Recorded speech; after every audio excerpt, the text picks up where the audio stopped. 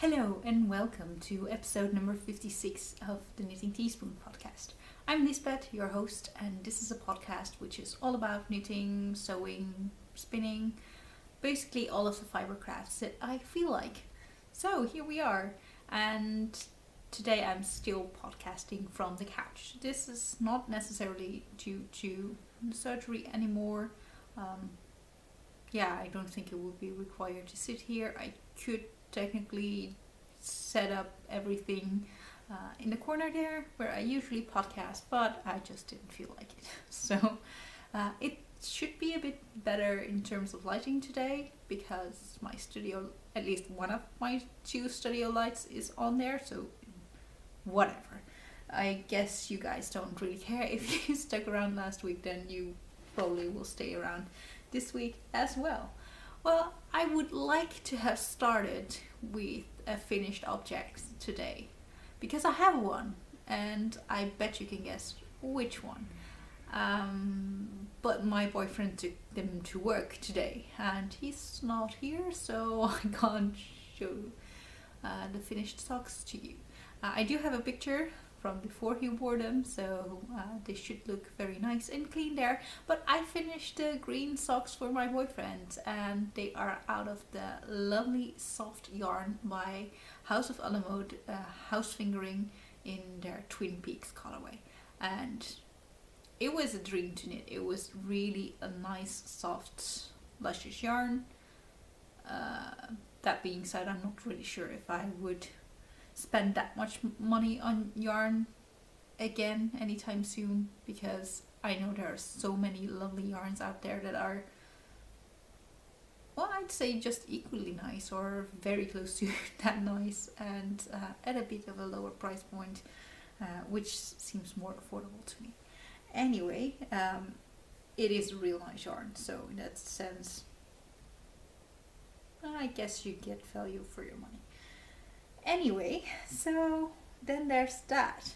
There's another project that I've shown you last week that has received a little more progress, but only a little bit.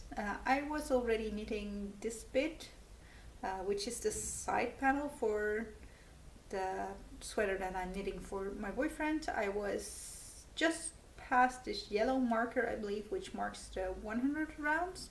Not really 100% sure where I was, but I'm pretty sure that I was already 100 rounds in.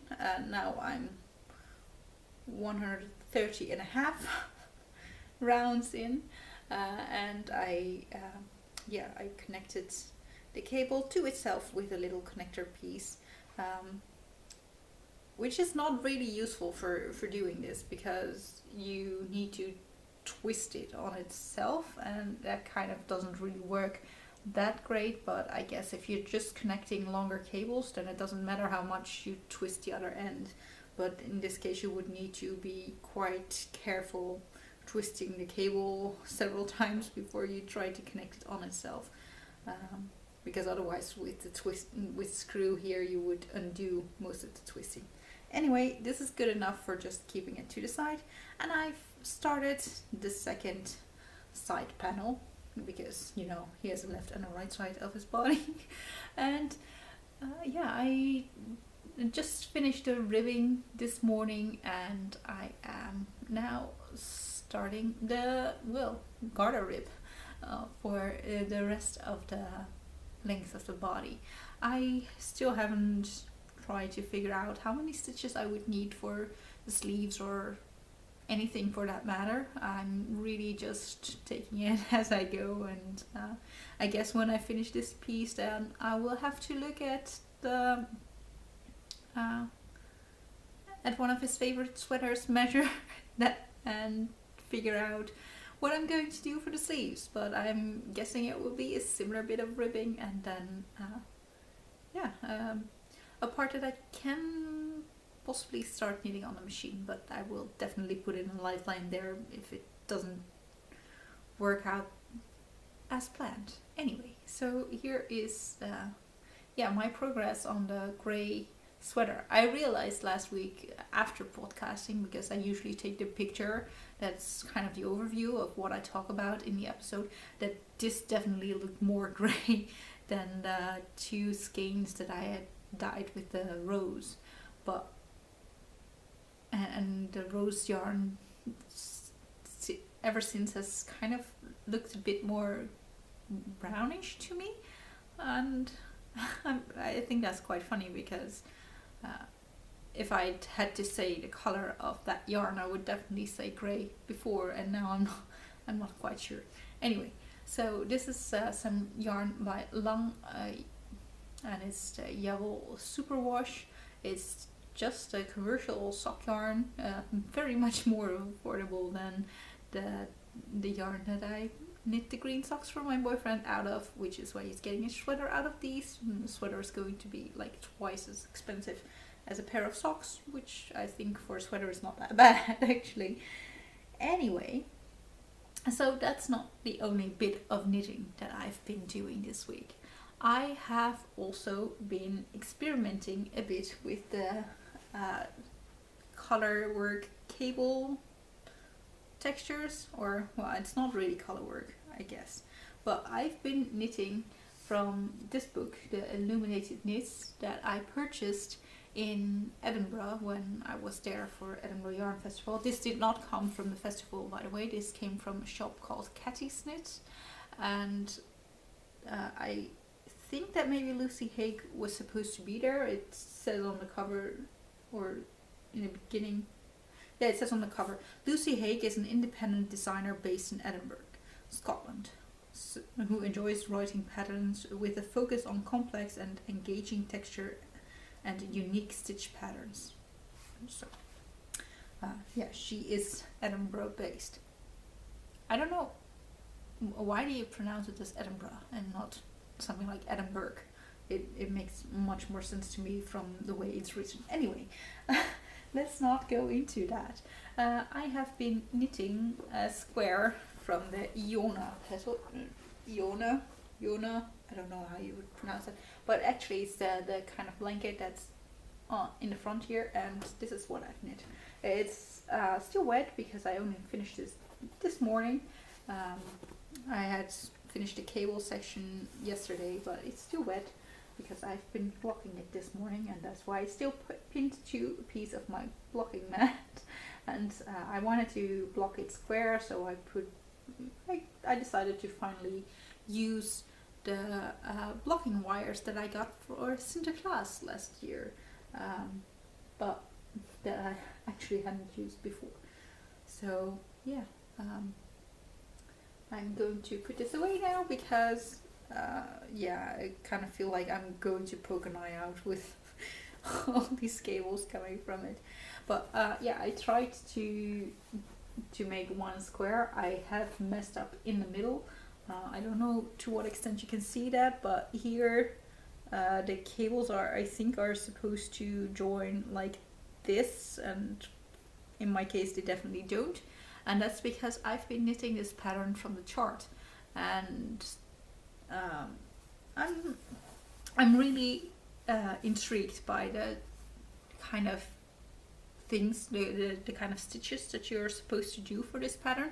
I've really done some things that I've never done before in knitting, so in that sense I think it's really intriguing and interesting to knit like this. But the pattern kind of tells you after the first 2 or 3 rounds, I don't know, you start from the center and you knit outward, that you can knit from the written instructions or from the chart. But the chart then, well, the chart fails to give you some important instructions, and there is a note next to the chart that warns you for this, but I hadn't read that note. I know that's probably my fault, because I know that you're supposed to kind of read the entire pattern before you start knitting, but usually when I do that, that kind of doesn't make sense to me anyway. I kind of feel like, yeah, that will make sense to me when I'm actually knitting it, so why not knit it right away? Might not be the smartest way of going about things. Anyway, stubborn as I am, I did that anyway, and I found out that I was supposed to slip a few stitches because It does not only look like a square, I kind of knit it as a square as well, because I knit this on double pointed needles. And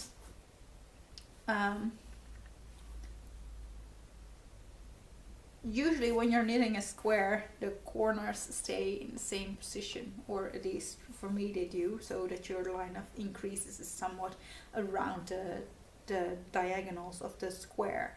But in this case, you are supposed to shift a few stitches every now and then in the pattern, and she does tell you to do so in the in a note that's next to the chart, and more extensively in the written pattern. But I only found out by the second time that I felt like these cables are not lining up correctly, so I should read that, and I figured out that I had failed to slip a certain number of stitches in the middle, and I wasn't going back because I thought this is just a practice piece.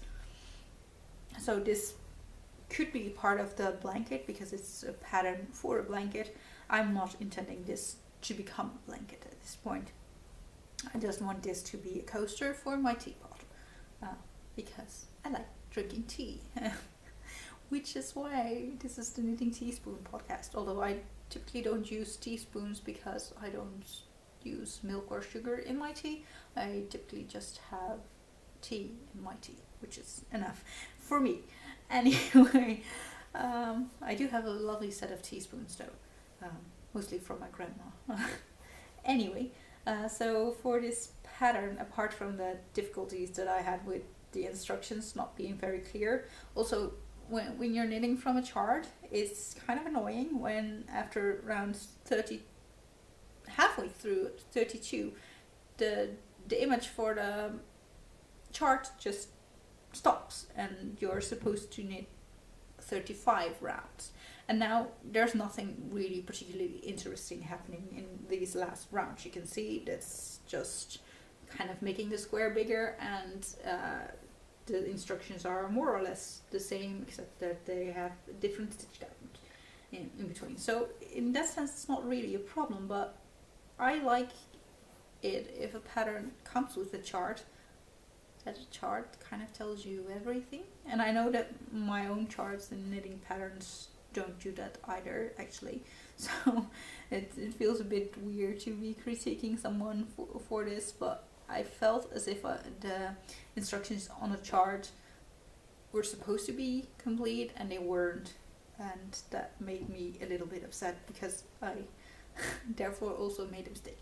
Now I know that I just should have read this pattern before I started knitting it, but obviously I didn't.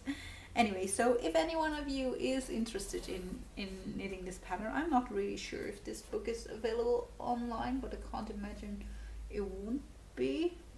But it is a very interesting technique, and I definitely did some cable stitches that I've never done before, and yeah, I'm really happy with what this looks like, even though I did not do the center bit correct. You may see in this pattern that I'm using two different shades of yarn, so they're both blue and pretty much in the same color family, and that's a deliberate choice because I wanted colors that would go very well together and that I would like. And the two colors that I've been using are these two, which do not have names, and they do not have a brand either, or maybe they do, because this is Drops Fabel yarn in their natural colorway, but I dyed it. So yes, these are two of my experiments in hand dyeing, and I think this one is actually a result of the very first skein that I ever tried to dye. So I kind of had a feeling that it was something like the fountain pen ink that we used in primary school. We used to write with fountain pens, and the color of the dyes really reminded me of this, and this is what the first skein turned out like. I didn't know how much how much dye to use to get a certain amount of yarn to a certain richness of color, so I tried kind of the same formula again, but higher concentrations of dye, and I came up with this yarn later. which was done together with my boyfriend's mom, because she's also into yarn. And yeah, I just made a darker version of the same color, and it looks as if these skeins are really not equally tight or the same size, but this one actually is a lot looser than this one, and I think that's because I've used a different swift on this one and on that one. So this one probably, the swift I used for this one probably turns a bit heavier, and therefore it gets more tight on the wool winder, although I think probably other variations could account for that as well. Anyway, but they are both or they both were approximately 50 grams, and I haven't measured how much yarn I've actually used to make one square.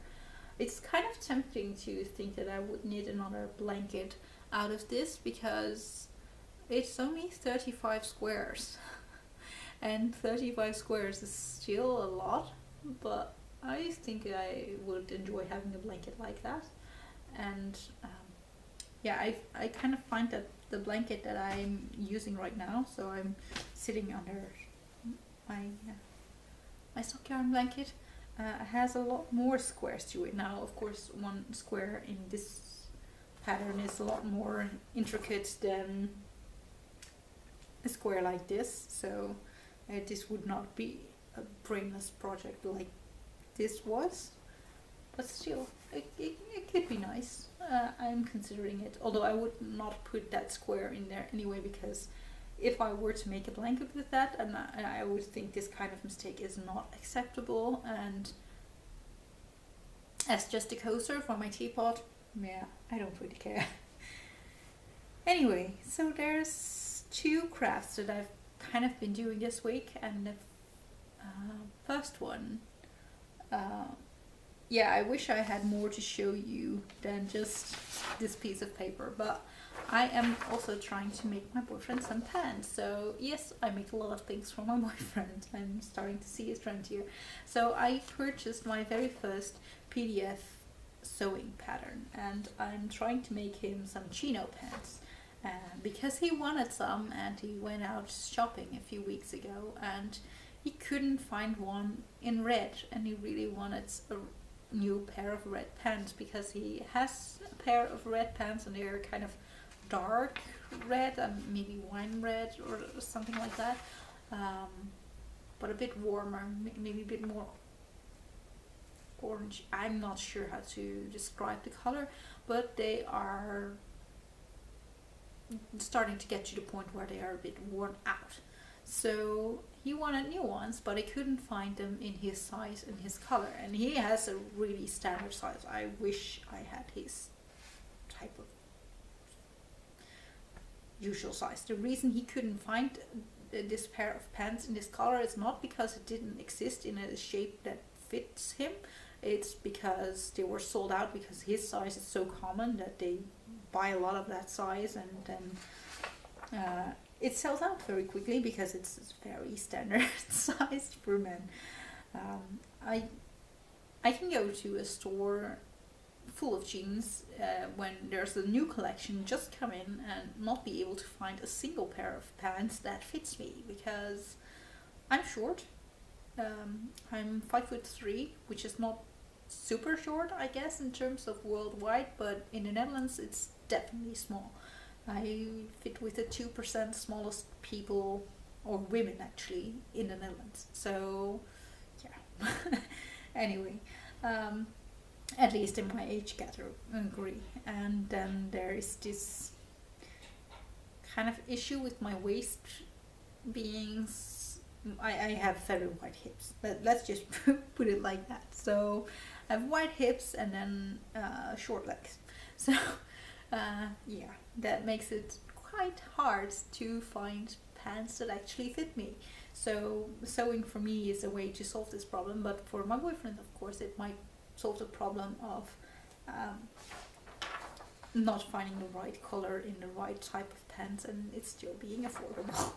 Anyway, so yeah, I'm trying to make him a pair of pants, but I did not get past the stage of taping all the pieces of paper together, because this PDF pattern, obviously you still need pattern pieces to cut your fabric with. And as much as I'd like to think that printers are perfect and can align a pattern perfectly, they don't. And yeah, the instructions kind of say like you have to align the edge of the paper with some line that's drawn on the paper, and it just doesn't match up. And maybe I'm just too perfectionistic for this kind of stuff, but it really bothers me, because I feel like I've been puzzling all those pieces together, trying to make the lines continue on pieces of paper, and well, maybe a millimeter here or there doesn't matter that much, but then in the end, when you put the final piece in the puzzle, it turns out that you've shifted like 1 centimeter. And if this is a centimeter around your hips and you're going to need to cut this piece twice, then it's going to be 2 centimeters because you need it twice in a pair of pants. And yeah, it might matter a lot actually, and I don't like that. I don't want to go through this amount of effort to put the pieces together and then make something that I'm not, all along the way, I'm not sure if it's going to fit me. And I know that when I draw a pattern from like the large, I don't know, A0 kind of pattern piece things that I've been using so far, there's still a chance that a garment might not fit me, but then at least it's the pattern and it's not my fault for my lack of being capable of taping pieces of paper together that made it not fit. So yeah, I'm not too thrilled about that. And I know that I could just cut with a bit more seam allowance or something like that, but I'm just not really comfortable with it. And you guys, if you ever hear me talk about purchasing or planning to purchase another PDF pattern, please remind me that I absolutely hated this part of it. And I might think completely different about this if I've actually put a pair of pants together, but for now I'm just hating it so much. And I don't think this is anything to do with the Wardrobe by Me, I think, which is the company that sold me this pattern. I don't think there's any blame there. I think it's really they really try to guide you through these steps as good as possible, but I'm just not really feeling it. Anyway, so that's it for my sewing adventure. So I did not even put a scissor in fabric yet for this pants, and I've been working on this pattern for at least 3 days, and it got me so frustrated that I just needed to quit and pull out of it and do something else because I got just too frustrated with it. Anyway, so I would not recommend PDF patterns. I would recommend printed patterns, and I'm seriously considering seeing if my boyfriend can print the entire pattern on large, like poster size paper on his work, because I know they have a printer like that on his office. He used to work for a printer company, and there it would definitely have been possible. If there I would probably be capable of having something printed that would fill our entire wall, like a new wallpaper or something, but not so much at this current company though. But there might be possibilities for me to have this pattern printed there. Anyway, I might see how this turns out, because it's just such a waste of fabric if you waste it, if it doesn't fit. I mean, I could still pass it on to someone else who would fit this pair of pants, I guess, but it's not the same as with knitting. I mean, if you knit something and it doesn't fit, you can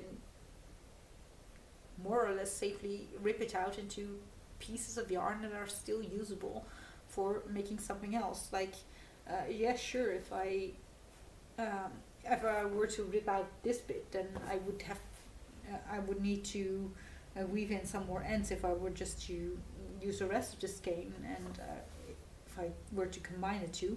But it's still usable, and not so much with fabric. I mean, you can always make something smaller out of it still, but it feels like such a waste. Anyway, let's go into the next project that I've been working on, and it's crochet. Yes, the crochet is back, and I'm still working on this blanket, which is Sophie's Universe Cal blanket. And I think this was a crochet along back in 2015. But I'm incredibly late to the party, and I never knew of its existence until somewhere last year. I think I started this blanket somewhere around September-ish, and yeah, I've been crocheting on it in phases ever since. So I think I have not picked up this blanket since April. It's May now. So yeah, it's been a while, but you can kind of see where I have left off. I was on this section here, so I had the red and the browns there, and then you may see a bit of the green yarn that I was just describing to you earlier today. This is the sock yarn that I made my boyfriend some green socks with, and not to be confused with the yarn directly on top of it, which is also partially green but also blue and some white spots in it. And this is the Maguindano yarn from NJ and Mills, and I knit a pair of blueberry waffle socks out of that.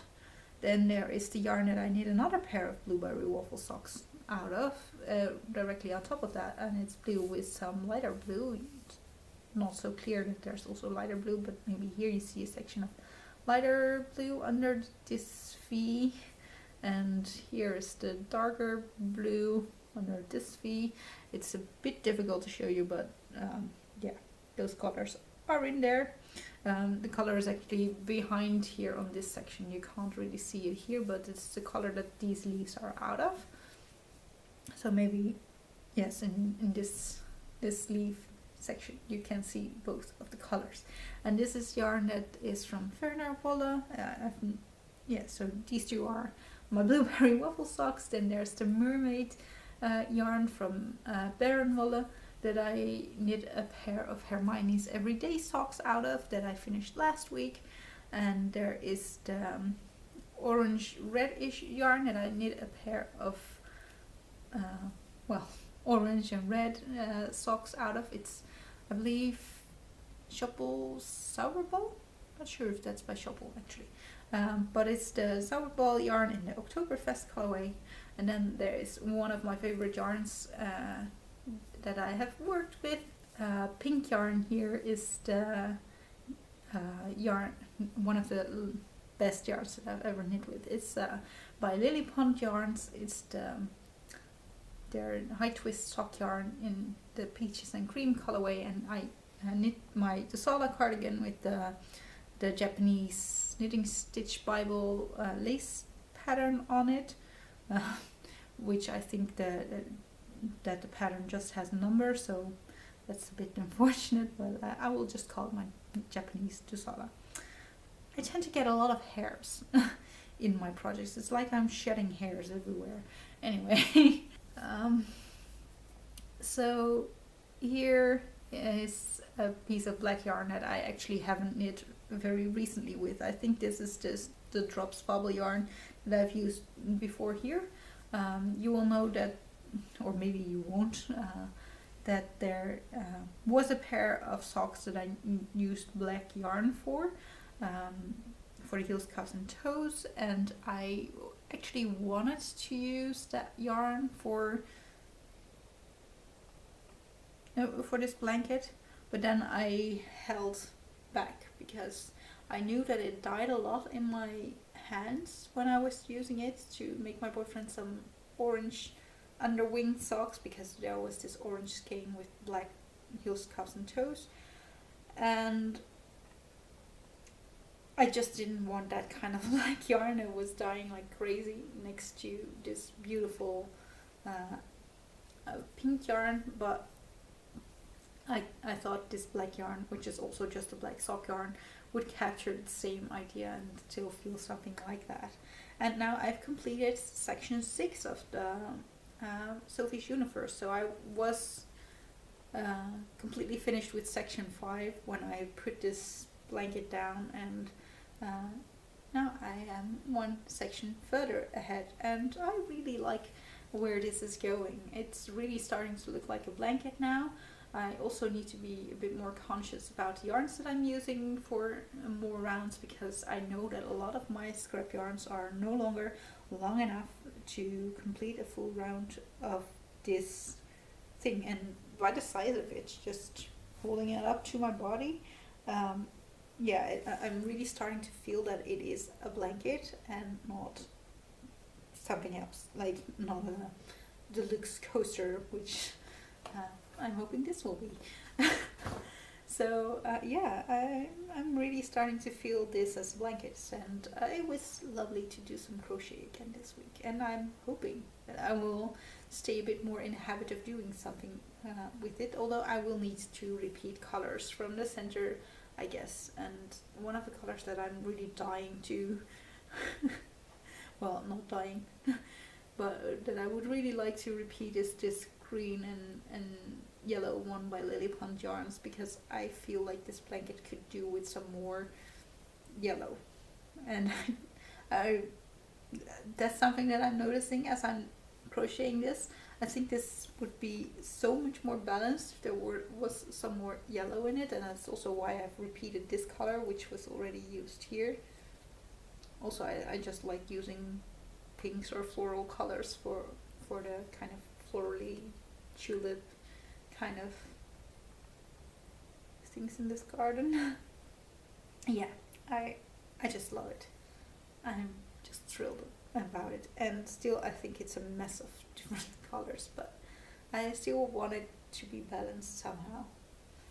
Anyway, I'm just enjoying this, and I would really recommend this pattern. It's the Sophie's Universe blanket. It was a crochet along, or a cal, in 2015, and it's a pattern by Deirdre Aus. It's a free pattern.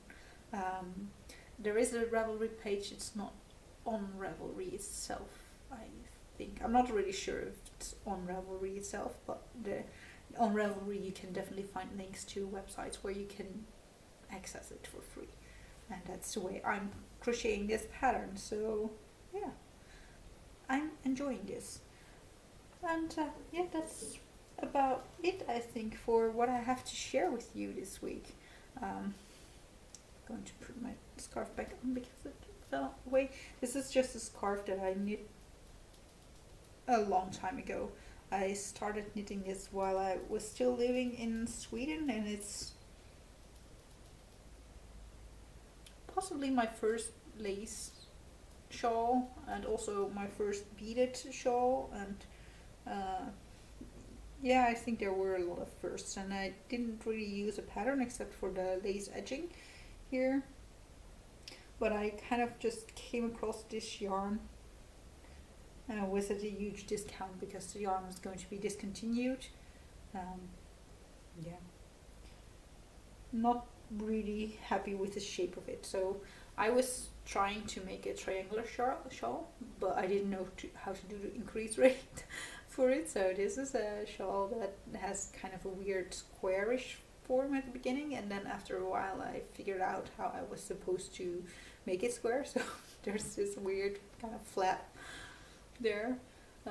So from here it's kind of triangular, and then I struggled to make it square or square to keep a straight edge with the lace edging. So I decided, well, lace can just start at another angle. And today I was trying to put on this shawl. This is not one of the shawls that I use very frequent, and I found that I really am missing the points here that could have been there to tie it together, because this shawl keeps on dropping off my shoulders. Anyway, I'm still quite happy to keep this as the result of an experiment from a long time ago. So thank you so much for joining me this week and listen to me ramble about things and also things that I can't really show you today, so I'm a bit sorry about that. But I might just show you the socks that are finished now next week, if I can get a hold of them. But I think it's a good sign that my boyfriend wears them to work, because it means he likes them. Anyway, so thank you so much for joining me, and thank you also for subscribing. I've noticed there's quite a few new people subscribing to this channel lately, so thank you so much for that. It really means a lot that you take some time and spend it with me, and apparently that this podcast is getting out there somehow. Anyway, so yeah, I hope you guys all have a lovely week, and I hope to see you again soon. Bye!